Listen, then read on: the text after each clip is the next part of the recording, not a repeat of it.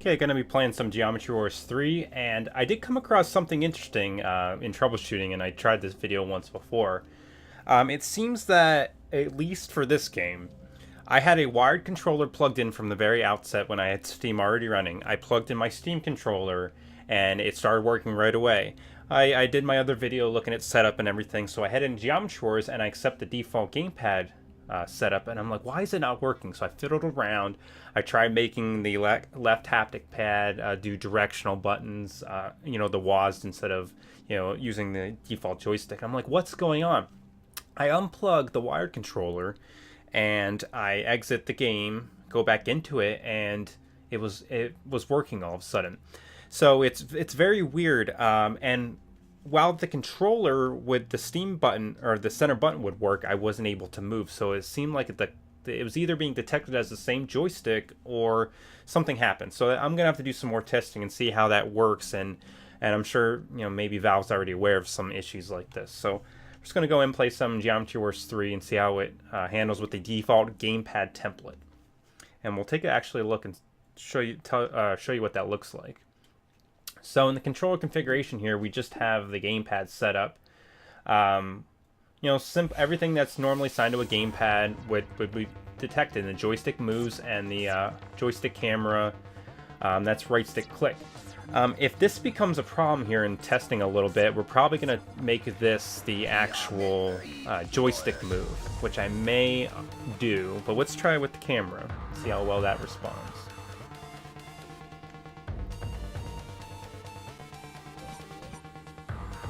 Turn my headset just down just a little bit here. And try some basic stuff here. Just try Evolve.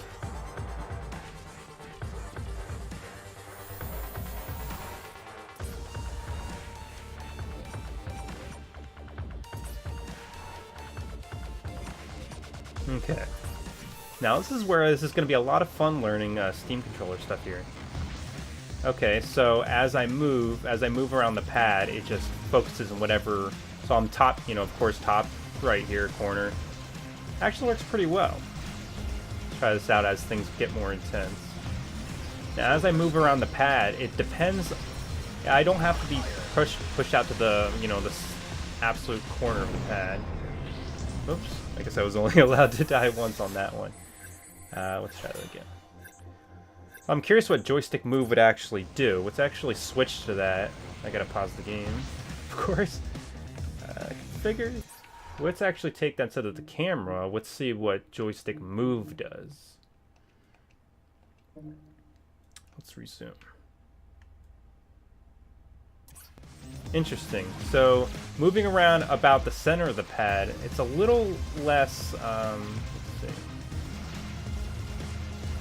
It seems that you actually have to travel out more towards the outside of the pad, like an actual joystick push. So there seems like there's an actual dead zone. So I do suggest, of course, keeping that at the default. That probably would work best for this. Because a camera movement, and I guess the meaning for keeping that as the default, is going to be mostly to be any amount of push or pull is going to push or move the actual controller mechanism. That would normally be a joystick. Let's actually try and get this working here. Or, let's just track going here. There's a grid. We'll just play that one. It actually responds pretty well, and I want to try out the supers. And I believe the paddles underneath the controller are just mapped to right trigger, left trigger. So I'm actually just going to try that. Oh, not configured. I thought at one point they were actually made to just replicate the buttons. So maybe they are in the buttons, but not the actual. What's the word I'm looking for here? Help me, English. Not the right buttons, but they're the right triggers. So maybe it's just the opposite of what I'm normally thinking is assigned. There we go. Whoa, shit.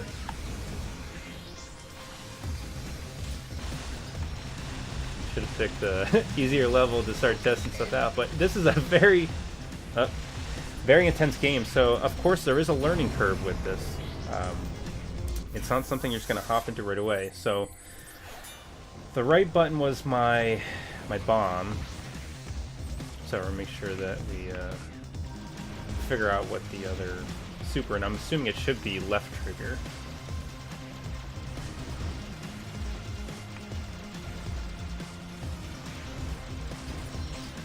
So it's quite not as precise as I would have thought when it comes to actually moving. I'm talking about the, not just up, down, left, right, but we're talking the finer corners of the still getting my bearings a little bit.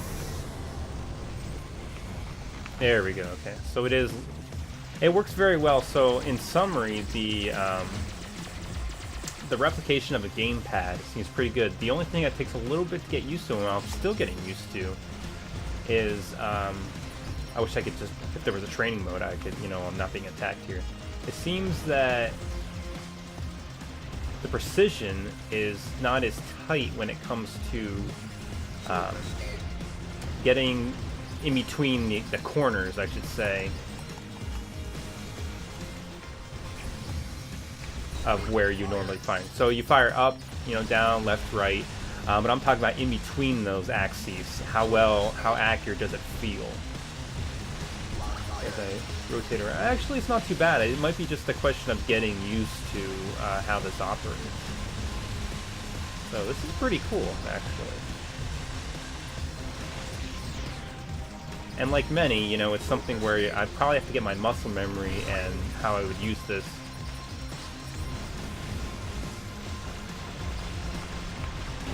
That's Geometry Wars 3 as a test, and I'm going to be testing more and more games, seeing how things respond here. Let's get out of the game here. So very awesome with the default configuration. Now I'm wondering, I tried making my own custom mapping when I was messing around. I wonder, can I delete that? That's the next little test before I stop the video here. So let's go into Manage Game, configure the controller, and browse the configs. Now I have my personal... Yes, that's what I want to do. I want to remove, because there's no need for that mapping as of yet on initial playthrough. So that's it. That's Geometry Wars 3. I'll be testing out some other games soon, probably next if I don't have to run off, because this is an exciting device. I really do love it. It's something that I can tell has a lot of promise and a lot of extensibility. So until next time.